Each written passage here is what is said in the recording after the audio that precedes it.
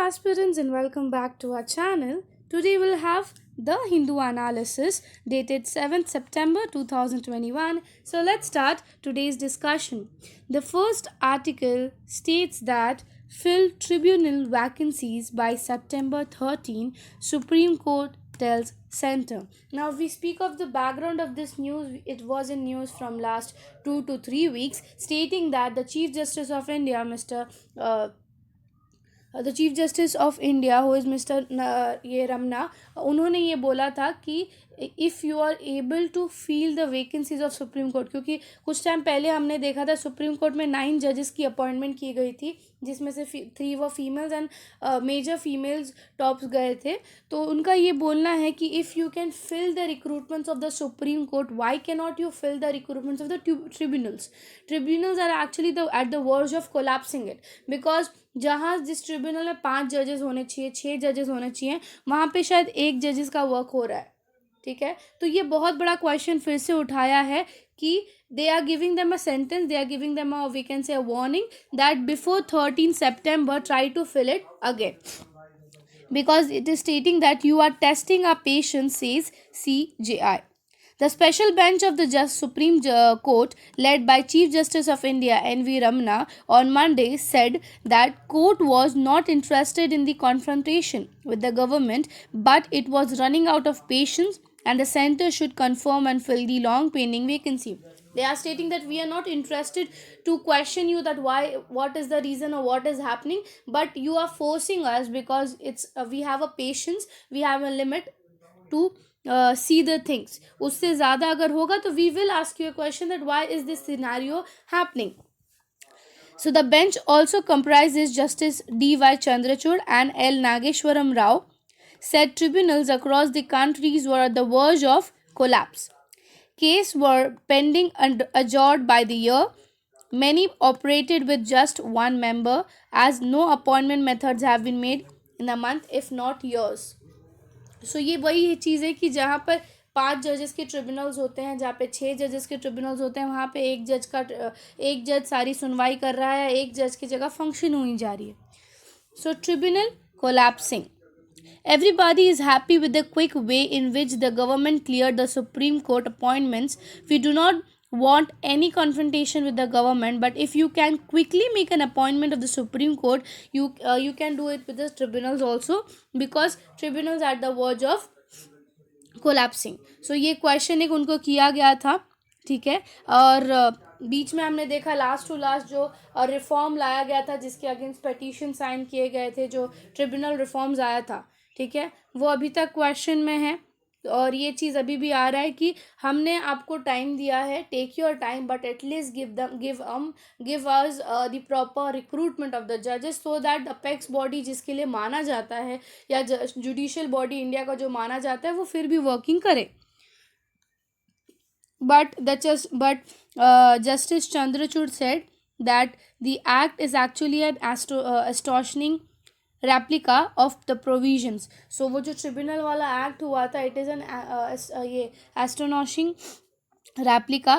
The court issued a notice and asked the government to reply a series of petitions, including one of the जो राज्यसभा के member ने petition दिया था tribunal के अंदर. तो ये सब जो petitions दिए गए हैं, सुप्रीम कोर्ट बोल रहा है कि you have to answer it, क्योंकि आप अगर प्रॉपर फंक्शनिंग नहीं करो तो हमको भी तो जवाब देना पड़ेगा ना. तो एटलीस्ट आंसर द petitions कि क्या हो रहा है. But Justice Rao questioned even a very basic assurance that given to the finance minister, क्योंकि एक लेटर दिखाया गया था कोर्ट में, जिसमें ये लेटर में लिखा था कि उनकी अपॉइंटमेंट क्यों नहीं की जा रही है. द कोर्ट सेड कि विल गिव यू अश्योरेंस कि हम करके देंगे, जो कि अभी तक हो नहीं रहा है. So the bench refrain from recording it's oral observation in the judicial order. Instead, it gave Mr. Mehta the convince to government to make an appointment. So वो कन्विंशन कर रहे हैं अभी तक, या बोल सकते हैं अभी तक कन्विंस कर रहे हैं कि विल श्योरली मेक अपॉइंटमेंट. ठीक है, तो वापस से ये टॉपिक बीच में सुप्रीम कोर्ट की अपॉइंटमेंट के बाद ये चीज़ लगा था कि ये टॉपिक ख़त्म हो चुका है, but again it is in air, वापस से ये चीज़ आ चुका है. तो थोड़ा सा ट्रिब्यूनल्स के बारे में शॉर्ट रिवीजन कर लेते हैं, जो हम पहले भी कर चुके हैं. सबसे पहली चीज़, अगर ट्रिब्यूनल जो है, it is a quasi judicial body, जैसे हमने पढ़ा था लास्ट टाइम। और इसका मेन प्रॉब्लम क्या है, या फिर इसका मेन फंक्शन क्या है, to deal with the problems such as administrative हो गया, टैक्स के रिलेटेड हो गया, या फिर डिस्प्यूट्स, फिर right between the contesting parties, या फिर reviewing the decisions of the administrative decisions. तो ये सब के रिलेटेड अगर काम है तो ये ट्रिब्यूनल करता है। ट्रिब्यूनल जो वर्ड है, it is originated from a word known as tribunes. Tribunes का मतलब है मैजिस्ट्रेट्स, जो क्लासिक रोम ऑफ रिपब्लिक में यूज़ किया जाता था ट्रिब्यून्स, तो वहाँ से ये वर्ड ओरिजिनेट हुआ है ट्रिब्यून्स करके। एंड ये जो ट्रिब्यून्स है या ट्रिब्यूनल अगर मैं बात करूँ, it is a sum of और it is a collection of जजेस जो कि कुछ कुछ इश्यूज़ पे बात करते हैं। लाइक सभी केसेस सुप्रीम कोर्ट में जाना is a very we can take it may take a very long time. So to make it easy functioning of it and उसकी एफिशिएंसी के लिए ट्रिब्यूनल्स बनाया गया, ताकि ये सब सिचुएशंस को ओवरकम कर सके, हम वर्कलोड रिड्यूस कर पाए लोग पर।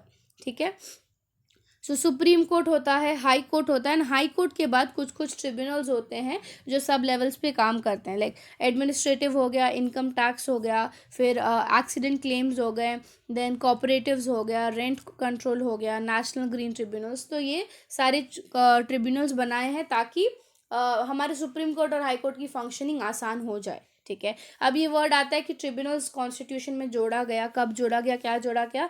सो हमारे 42nd अमेंडमेंट में, 42nd अमेंडमेंट ऑफ 1976 में ट्रिब्यूनल्स का वर्ड जो है हमारे कॉन्स्टिट्यूशन में जोड़ा गया था।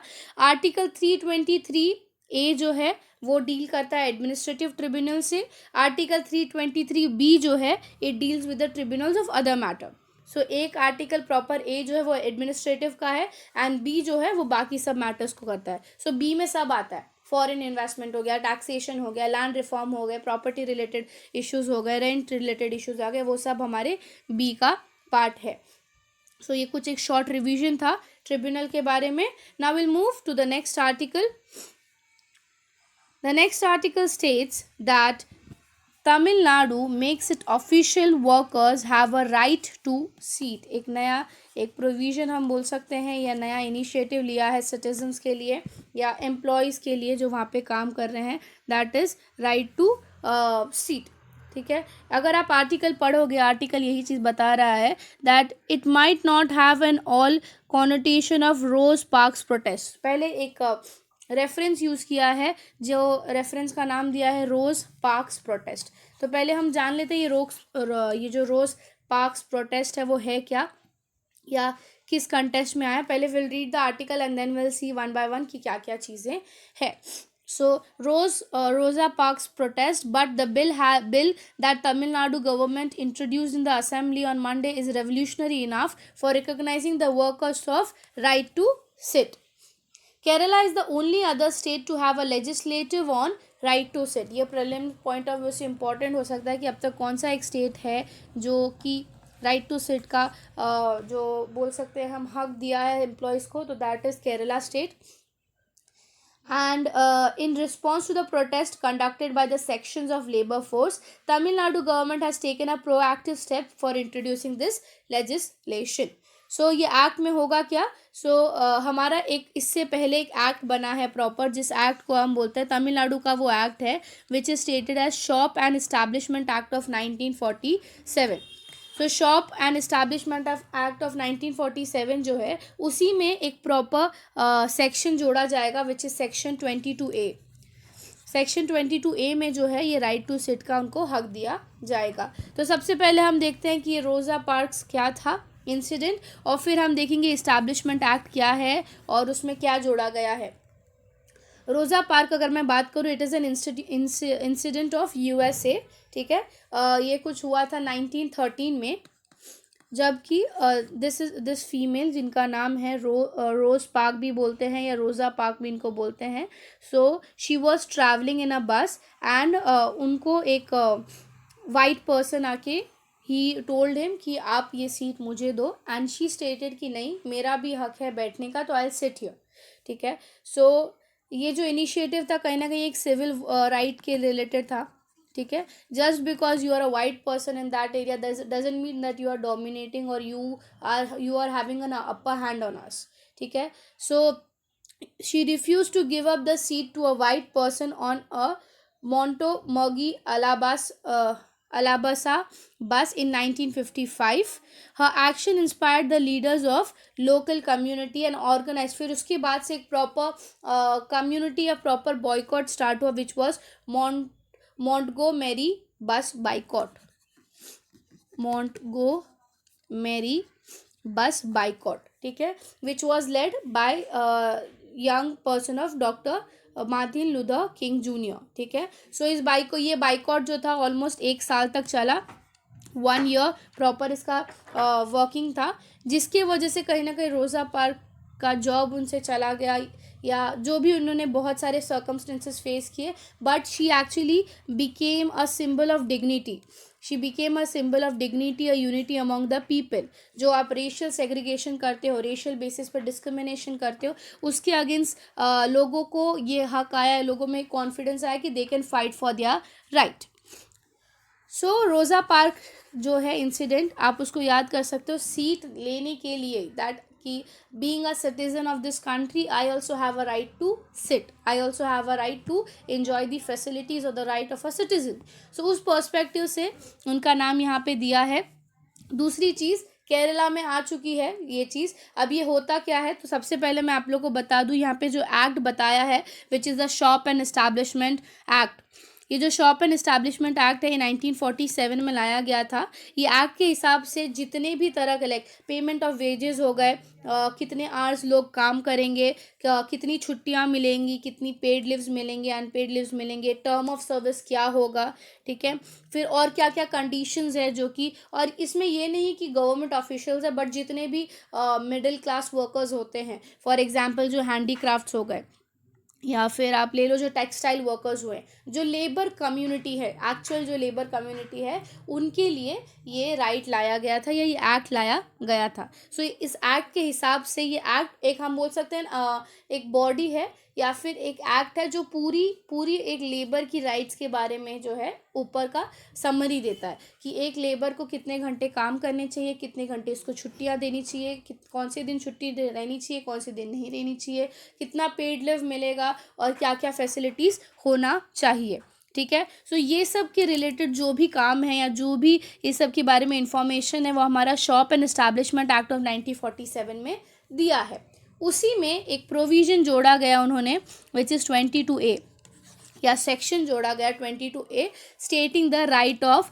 सिट. राइट ऑफ सिट का सिंपल मतलब उन्होंने क्या बोला है कि according to the section 22A of act shop and establishment act of 1947, हर एक इंडिविजुअल, हर एक एम्प्लॉय जो वहाँ पर काम कर रहा है, उनको हक है to have a proper sitting, मतलब during the working time also. ऐसा नहीं कि पूरे टाइम खड़े खड़े दे आर वर्किंग, ठीक है. दे हैव अ राइट कि वो लोग को बैठने का मौका मिले, they can rest for a while, they have a right to sit and rest for a while. So ये सब्जेक्ट जो था, ये September 4 को एडवाइजरी बॉडी के सामने लाया गया था, और it was approved by them कि ठीक है, will pass it as an provision, part of provision of this act. So right of sit जो है, ये आर्टिकल थोड़ा हमारे लिए इंपॉर्टेंट होगा एग्जाम पॉइंट ऑफ व्यू से, कि कौन से स्टेट ने ला चुका है, कौन सा स्टेट इनिशिएट किया है, राइट ऑफ सिट का मतलब क्या है, कौन से एक्ट के अंदर ये राइट ऑफ सिट आता है.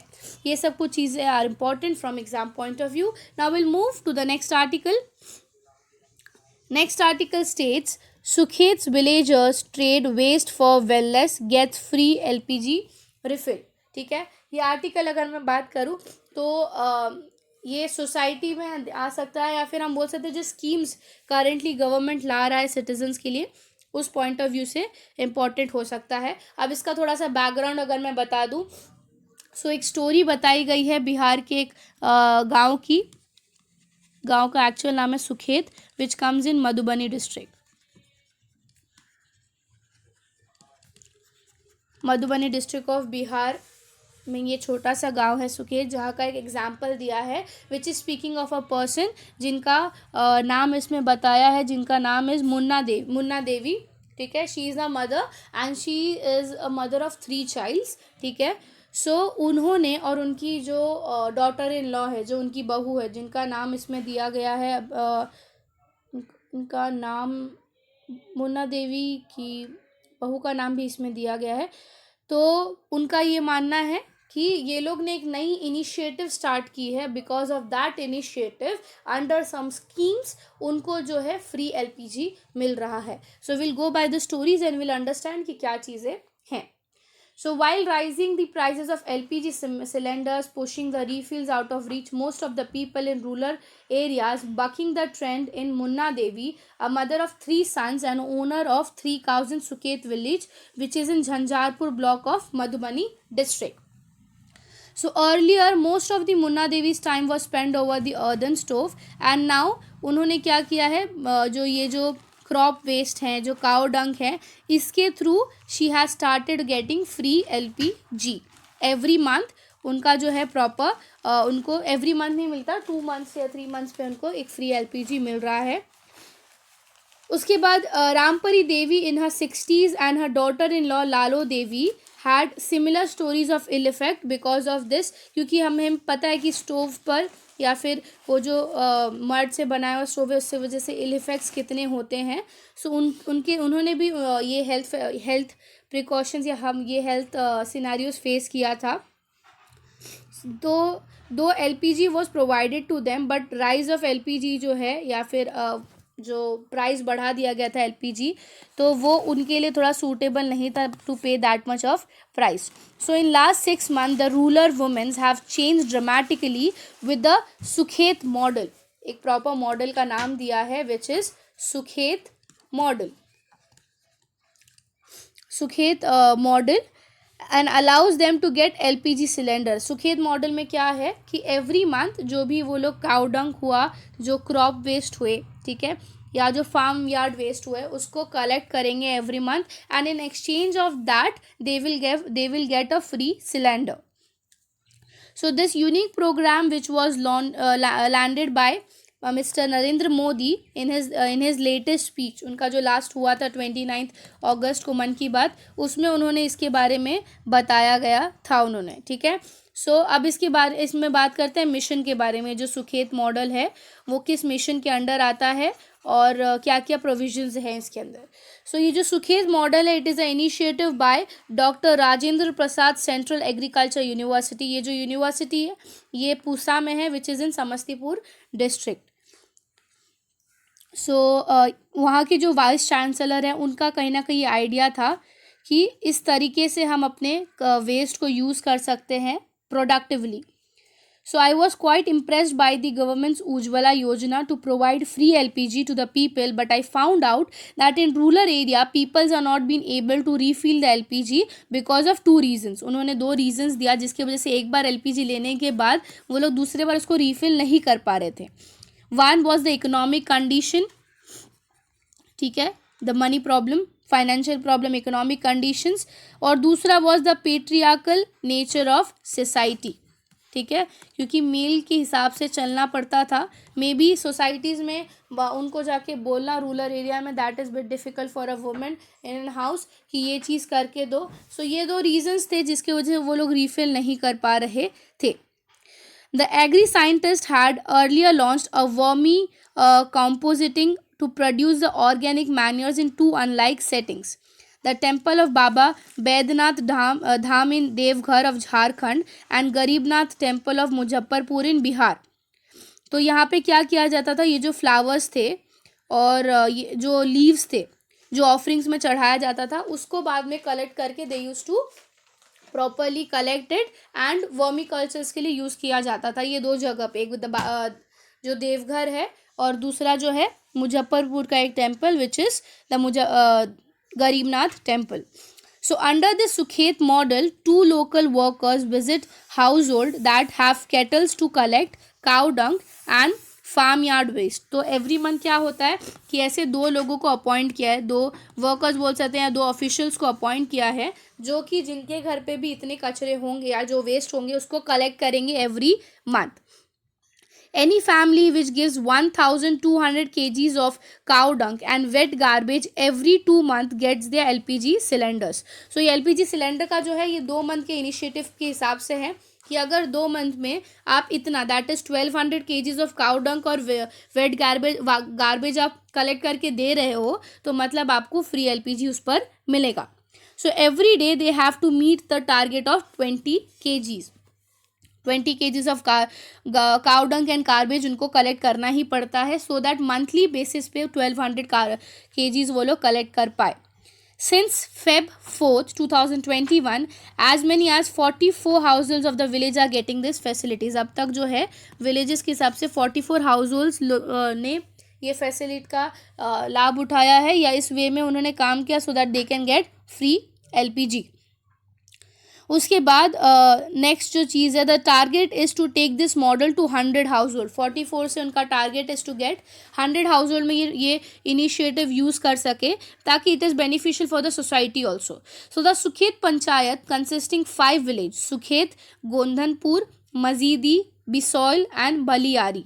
ठीक है, ये पंचायत है, 5 पंचायत आते हैं उस सुखेत में, या 5 गांव आते हैं उस सुखेत में, विच इज़ कंसिस्टिंग ऑफ, ये पंचायत में टोटल 2500 हाउस होल्ड्स हैं और वोटर्स आर टोटल 7000. ठीक है, मिक्स पॉपुलेशन है ग्रुप्स की. तो उनका ये है कि हाउएवर हम अभी 44 पे पहुँचे हैं, we try to raise it by 100 ताकि लोगों को उतना फ़ायदा भी मिले. पूसा जो कि सुखेत का ही पार्ट है, Pusa is going to emulate the Sukhet model in 7 more places of in eastern Champaran, Siwan, Gopalganj, Vaishali, Samastipur. तो उनका ये बोलना है कि ये जो पूसा में हम इनिशिएटिव स्टार्ट किए हैं सुखेत मॉडल का, ये हम हमारे यहाँ पे और 7 गाँव में या 7 जगहों पर इसको इम्प्लीमेंट करेंगे. और कहीं ना कहीं चीज़ देखा गया कि इनका जो ये मॉडल है वो बिहार के डिस्ट्रिक्ट में बहुत अच्छे से वर्क कर रहा है. कहीं ना कहीं लोगों को एनकरेजमेंट मिल रहा है कि अगर हम ऐसे करेंगे, एनवायरमेंटली भी बहुत अच्छा है ये चीज़, because it is helping the society as well as it is the helping the environment to being degrade. उससे अच्छा उसको productively they are using it. So sustainable model हम बोल सकते हैं ये सुखेत मॉडल को, जो कि कहीं ना कहीं दे आर ट्राइंग कि इसको जो है प्रॉपर मनरेगा के अंडर स्कीम के थ्रू फंडिंग दिया जाए, या उस मनरेगा के अंदर फंडिंग देकर इसको इंकरेजमेंट किया जाए. सो सोसाइटी पर्सपेक्टिव से ये न्यूज़ आर्टिकल थोड़ी इंपॉर्टेंट थी कि सुखेत मॉडल है क्या, किस वे में लोगों को हेल्प कर रहा है, एंड एनवायरमेंटली कितना इंपॉर्टेंट है ये मॉडल हमारे लिए. Now will move to the next article. Next article states that Manda buffaloes gets unique breed tag. Now ecologically environmentally article important हो जाता है कि ये जो बफेलो है जिसका स्पीशीज दी मांडा बफेलो, उनको एक ब्रीडिंग टैग दिया गया है, नया ब्रीडिंग टैग. क्यों? क्योंकि इनके फीचर्स जो पढ़े थे या इनके बारे में जब स्टडी किया गया तो ये चीज़ पाया गया कि this buffalo is way different and ecologically it is very important. ठीक है, तो पहले आर्टिकल में पढ़ लेते हैं आर्टिकल क्या बता रहा है, देन प्रॉपर हम मांडा बफेलो के बारे में पढ़ेंगे कि क्या क्या चीज़ें हैं. So this national bureau of animal genetic resource has recognised Manda buffaloes found in the eastern Ghats. Eastern Ghats is basically हमारा ये वाला पार्ट. ठीक है, eastern Ghats of Koraput district of Odisha as the 19th breed of buffaloes found in India. Proper Odisha में इसकी origin है and it is tagged as the 19th breed of buffalo in India. The mandas are resistant to parasitic infections. ठीक है, क्यों उनको दिया? Because इनकी जो बॉडी है या इनका जो बॉडी फंक्शनिंग है it is way different. They are not prone to many diseases. Their immune system is very strong and जो ये पैरासाइटिक डिजीजेज होते हैं इससे जो है उनको कोई तकलीफ नहीं होगा. ठीक है, सो अब इनके बारे में प्रॉपर पढ़ते हैं कि क्या चीज़ें दी गई हैं about Manda buffalo. So Manda buffaloes are resistance to, क्योंकि ये क्वेश्चन आपको आ सकता है एग्जाम में कि consider which of the statement is right और रॉन्ग अबाउट मांडा बफेलो. ठीक है, एंड आपको स्टेटमेंट्स दिया जाएगा डायरेक्टली. सो सबसे पहली चीज़, Manda buffaloes are resistance to the parasitic infection, less prone to the disease and can live and produce and reproduce at a very low input system. Second, these buffaloes have ash gray and gray coat with copper color hairs. इनका colour अगर आप देखोगे. Third, the lower part of the legs up to the elbow is light in color with the copper color hair at the knee, and some animals are silver white in color. इनका जो legs के बारे में if you will see color differences है थोड़ा. सो 4 breeds of cattle, Bhinjapuri, Motu, Gumpusari, Gerar, 2 breeds of buffalo, Chilika, Kalahandi, and 1 breed of sheep, केंद्रा पाड़ी. ठीक है, इनको जो है प्रॉपर रिकॉग्नाइजेशन दिया गया है by the national bureau of animal genetic resource. So 4 kettles के ब्रीड, 2 बफेलो के ब्रीड और 1 शिप का ब्रीड. सो कैटल के ब्रीड्स व भिंजापुरी, मोटू, गुमुसारी, खेरार. फिर बफेलो का चिलिका एंड कालाहंडी, और इसका जो है तो अभी चिलिका एंड कालाहंडी के साथ ही मांडा को भी जोड़ दिया जाएगा. एंड एक ब्रीड जो है शिप का केंद्रापाड़ा. ठीक है, इकोनॉमी के लिए अगर मैं बात करूँ तो ये Manda buffalo is very important for us. क्यों? क्योंकि अभी कोरतपुर अगर मैं बात करूँ इस जगह की, तो जो नेचुरल नेटिव हैबिटेंट है वो एग्रीकल्चर है. उस पर्सपेक्टिव से इंपॉर्टेंट है agriculture economically. And there are around 1 lakh buffaloes of this breeds in the native tracts of the family nutrition. वहाँ के जो मेजर डोमेस्टिक में कैटल्स में या बफेलोज में उनको रखा जाता है, वहाँ पे फैमिलीज के पास रखते हैं वो लोग. The average milk yield to this animal is 2 to 2.5 liters in single milking with more than 8% of fat. Health wise, it is also important. After going through findings, NBARG, that is the National Bureau of Agriculture Genetic Resource, made an assessment and recognized it as a indigenous buffalo. ठीक है, क्योंकि ऐसे ही question एक आया था एक year में which was related to Kharai camel. Same question आया था. खराई कैमल जो है ये मोस्टली आपको गुजरात साइड में मिलेंगे, गुजरात साइड में. और इनका स्पेशलिटी क्या है, इनको हम फ्लाइंग ये स्विमिंग कैमल्स भी बोलते हैं. क्यों? बिकॉज ये पानी में बहुत लंबे मतलब लंबे डिस्टेंस तक ट्रैवल कर पाते हैं आराम से. ठीक है, सो उनके रिलेटेड भी ऐसे क्वेश्चंस आए थे. वैसा ही सेम इस ईयर या नेक्स्ट ईयर इनके रिलेटेड क्वेश्चंस आ सकते हैं about them. So I hope so आपको आज का न्यूज़ क्लियर हुआ और सब कुछ समझ गया. If you like the video, do like and subscribe the channel. Thank you so much.